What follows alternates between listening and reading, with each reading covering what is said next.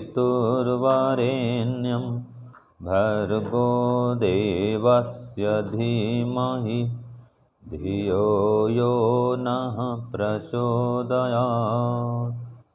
हे ईश्वर, हम यह पठन पाठन आपको प्राप्त करने और कराने के लिए साधन के रूप में करने जा रहे हैं। इस कर्म को और इसके कर्म फल को भी आपको अर्पित करते हैं। ओम शांति शांति शांति। सबको सादर नमस्ते जी। हमारा वेदांत दर्शन का पाठ चल रहा है, जिसमें हम तृतीय अध्याय का द्वितीय पाद पढ़ रहे हैं। ठीक है। सूत्र संख्या कहाँ तक हुआ था जी? 16 तक हुआ था। और इसमें विषय क्या चल रहा है हमारा? रुपेश जी, क्या विषय चल रहा है? जीवात्मा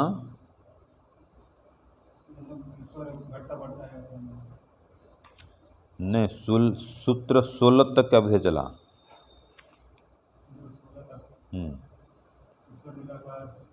हाँ, ईश्वर निराकार है, चेतन स्वरूप है। ठीक है।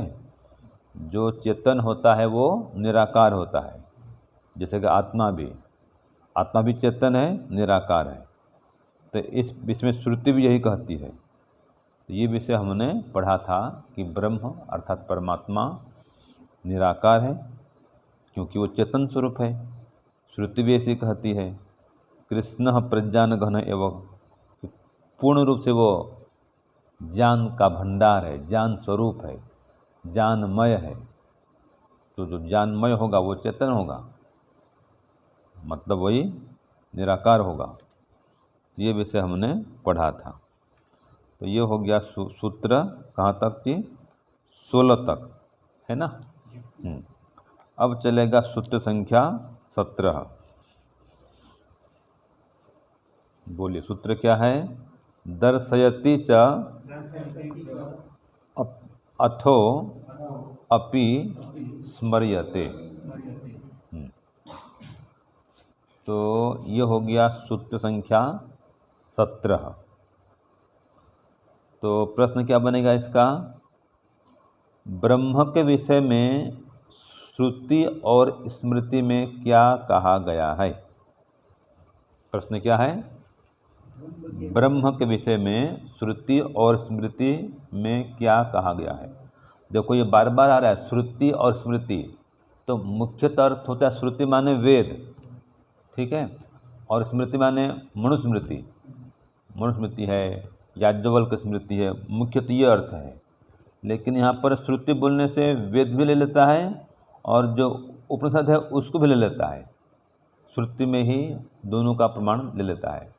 और स्मृति बोलने से मनुस्मृति तो है ही, साथ में गीता को भी ले लेता है। ठीक है, गीता के श्लोक को भी स्मृति मान लेता है। तो ये ब्रह्मणि भाष्य में ये बता दिया गया है। श्रुति के जगह में वेद आता है और उपनिषद, और स्मृति में दर्शन आएगा, ये गीता आएगा, और मूल तो जो मनुस्मृति आदि है वो तो है ही है। तो इस प्रकार से इसमें उन्होंने संकलन किया हुआ है। तो श्रुति में और स्मृति में क्या कहा गया है, प्रश्न ये हुआ। तो उत्तर लिखिए सूत्र 17 का। श्रुति भी दिखलाती है, स्मृति भी कहती है कि ब्रह्म ज्योति अर्थात चेतन स्वरूप है, इसलिए निराकार है। तो ब्रह्म कैसा है? ज्योति माने चेतन स्वरूप है, इसलिए निराकार है। ये प्रमाण दे दिया। तो अब दर्शयति श्रुति, देखो श्रुति दिखला रही है। तो श्रुति नाम से क्या बता रहा है कि प्रकाश आत्मकम स्वरूपम, उसका प्रकाश स्वरूप बताया जा रहा है परमात्मा का। तो क्या प्रमाण दिया? अगन्म ज्योति उत्तमम। तो ये कहाँ का वाक्य है? ये हाँ, हम जो वैदिक संध्या करते हैं तो वैदिक संध्या में ये मंत्र आता है। हाँ जी पद्मनाभ जी, वैदिक संध्या का उपस्थान का पहला मंत्र बोलिए। हाँ जोर से बोलिए। हाँ हाँ हाँ जी रुपये अपने सूरज जी बोलिए। ओम उद्वयम मंत्र बोलिए।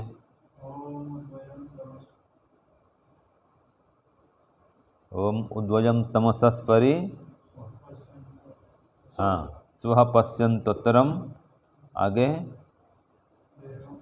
हाँ देवम देवत्रा सूर्यमगनम ज्योति उत्तमम। तो ये प्रमाण दिया, देखो इसको श्रुति में लिया। हाँ जी सूत्र संख्या 17 भाष्य 17 देख चल रहा है, देखिए। तो ये श्रुति दर्शयती, श्रुति में ये बात दिखलाई गई है कि अगन्म ज्योति उत्तमम, ये संध्या मंत्र का पहला मंत्र, जिसमें कहा है हम उस ज्योति स्वरूप परमात्मा को प्राप्त करें जो उत्तम है, सबसे उत्तम है। अगन्म माने प्राप्त करें, ज्योति माने उस ज्ञान स्वरूप ज्योति स्वरूप परमात्मा को जो कैसा है, उत्तमम सबसे उत्तम है, ऐसे परमात्मा को प्राप्त करें। तो यहाँ पर उसको ज्योति कहा है, परमात्मा को ज्ञान स्वरूप कहा है, प्रकाश स्वरूप ज्ञान स्वरूप वो ज्योति परमात्मा। ठीक है, तो परम ज्योति उपसंपद्य आगे दिखाता है छांदोग्य में। तो उस परमात्मा को क्या कहा, परम ज्योति, परम जो ज्योति स्वरूप है, अत्यंत ज्ञान स्वरूप है, उसको प्राप्त होकर के, उपसंपद्य माने प्राप्त होकर के हम सभी दुखों से छूट सकते हैं।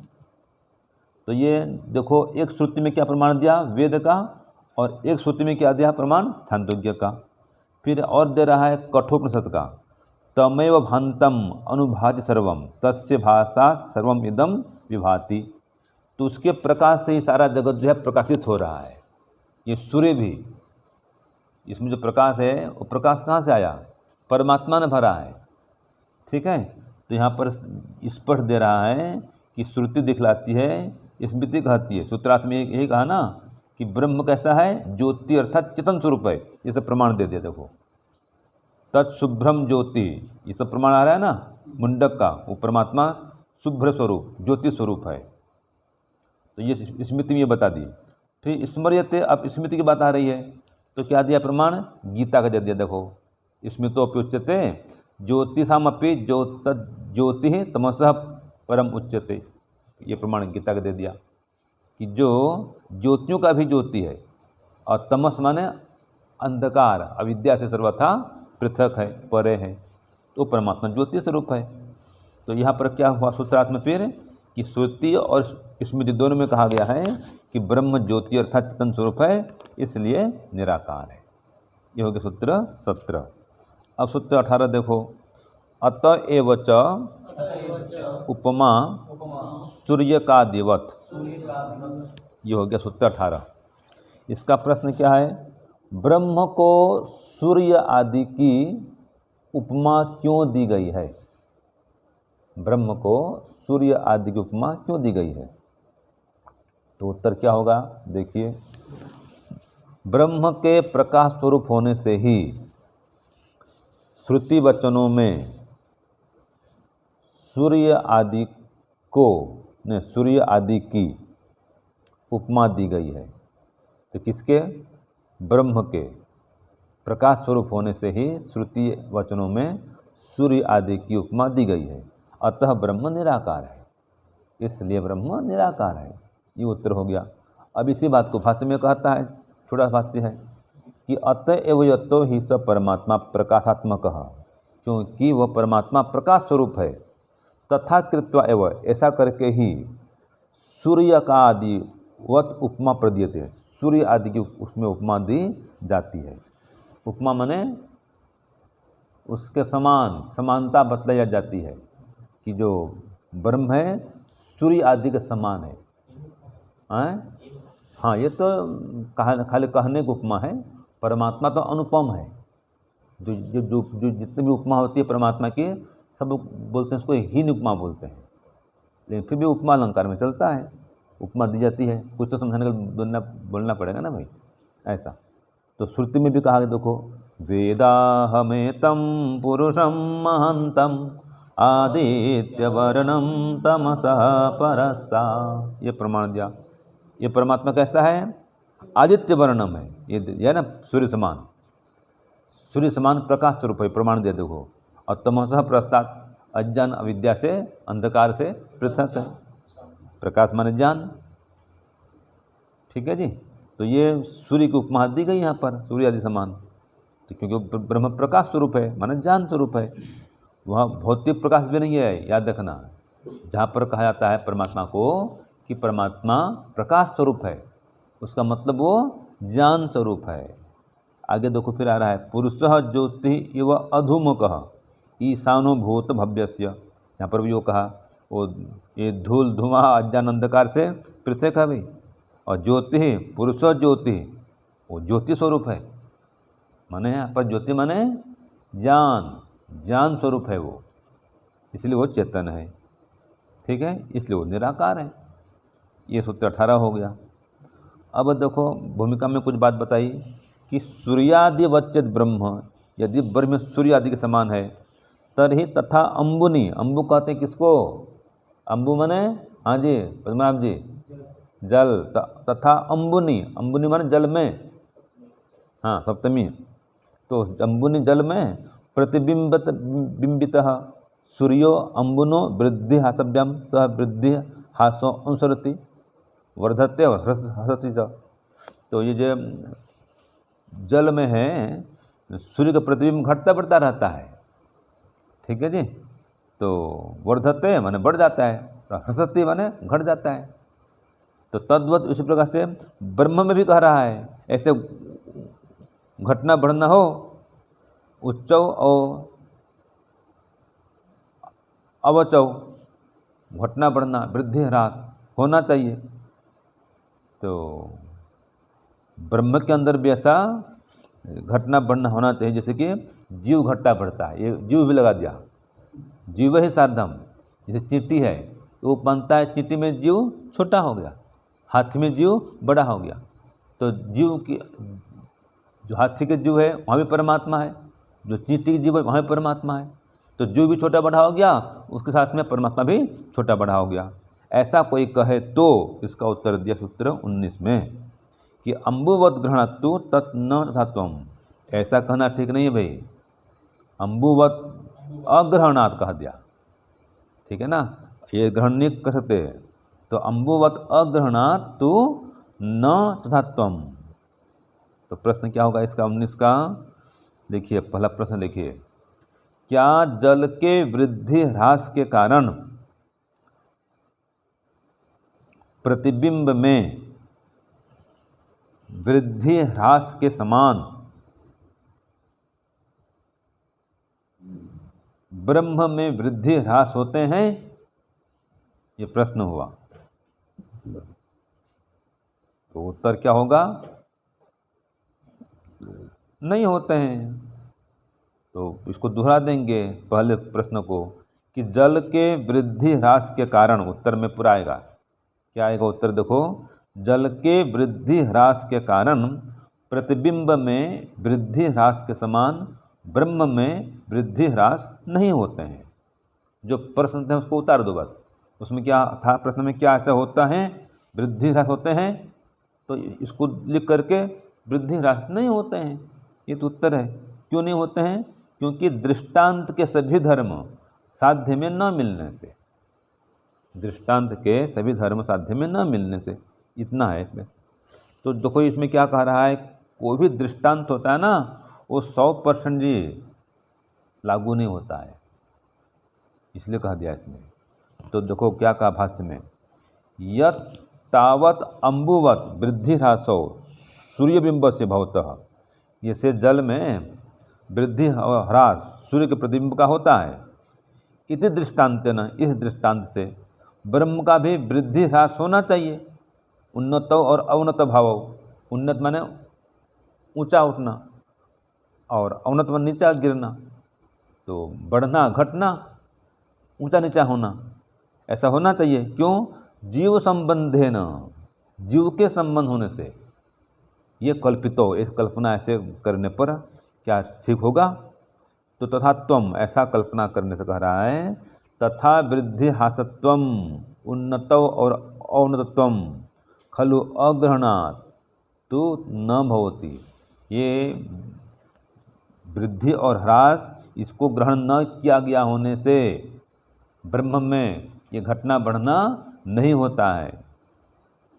तो दृष्टांत जो दिया है इसके विषय में बोल दिया कि न ही दृष्टान्तस्य सर्वे धर्मा दार्ष्टान्तिके किल गृह्यन्ते, कि दृष्टांत के सारे धर्म दाष्टान्त में नहीं घटते हैं। हाँ जी, दाष्टान्त माने क्या है? दाष्टान्त एक, हाँ, दृष्टांत माने जिसके माध्यम से समझाया जाए, उदाहरण। दृष्टांत माने उदाहरण, और दाष्टान्त माने उदाहरण के द्वारा जिसको समझाना चाहते हैं। हाँ, वो साध्य है, वो लक्ष्य है, प्रतिज्ञा है। ठीक है ना? तो इस प्रकार से कह रहा है दृष्टांत की सिद्धि नहीं होती भाई, 100% दृष्टांत वहाँ लागू नहीं होता है।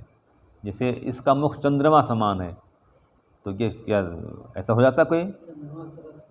हाँ जी, हाँ, चंद्रमा में तो ऐसे काय के धब्बे हैं, ऊंचे नीचे गड्ढे हैं, तो चंद्रमा घटता बढ़ता भी है।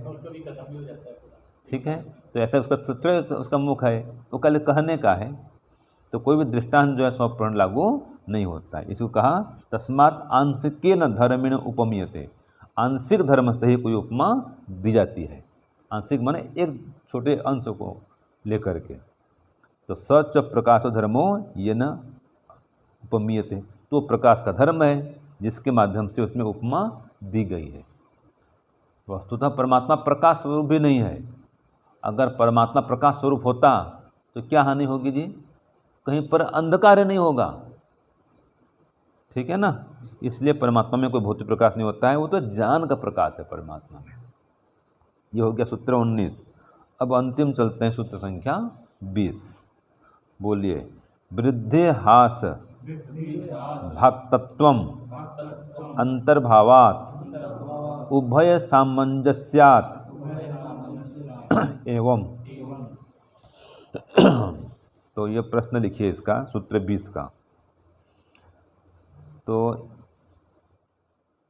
ये वृद्धि ह्रास क्यों होते हैं? प्रश्न क्या होगा? वृद्धि और ह्रास जो बात चल रही है ना भी, ये होते क्यों है वृद्धि ह्रास, और किन में होते हैं? ये वृद्धि घटना बढ़ना किन में होता है भी चलेगा।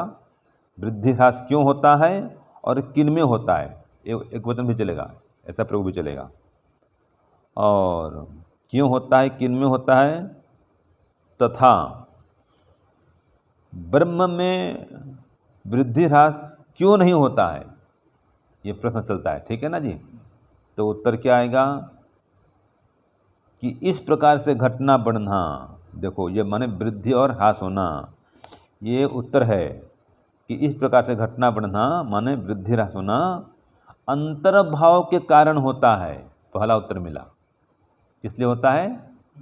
अंतर्भाव के कारण होता है। और आधार आधेय संबंध वाले पदार्थों के समवाय संबंध से होता है।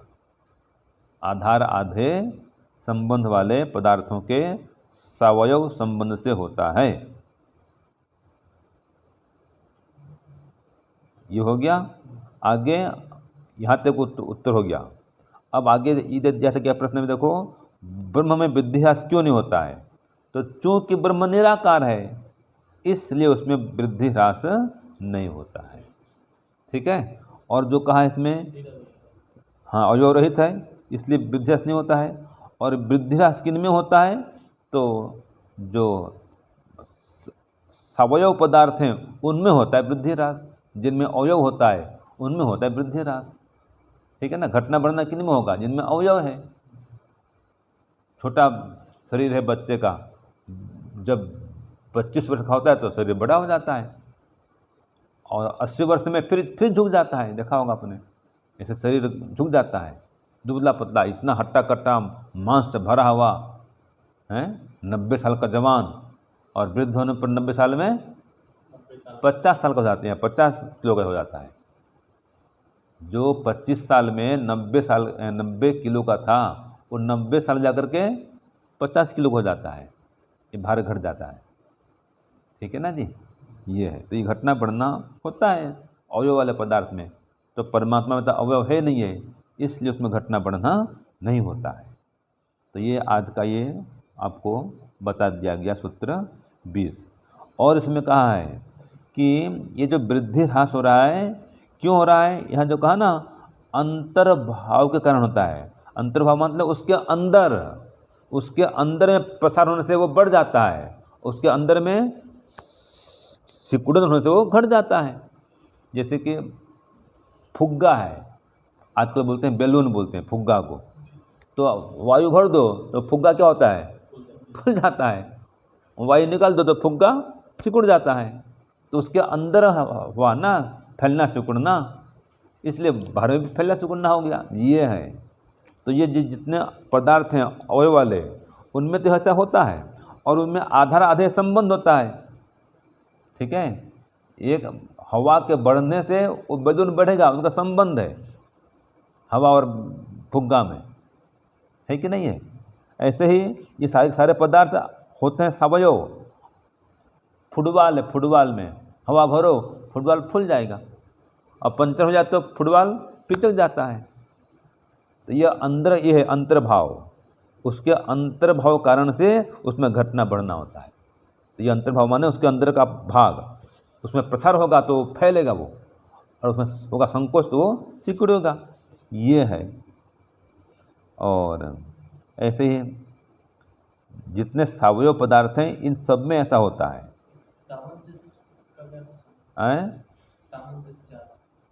कहाँ है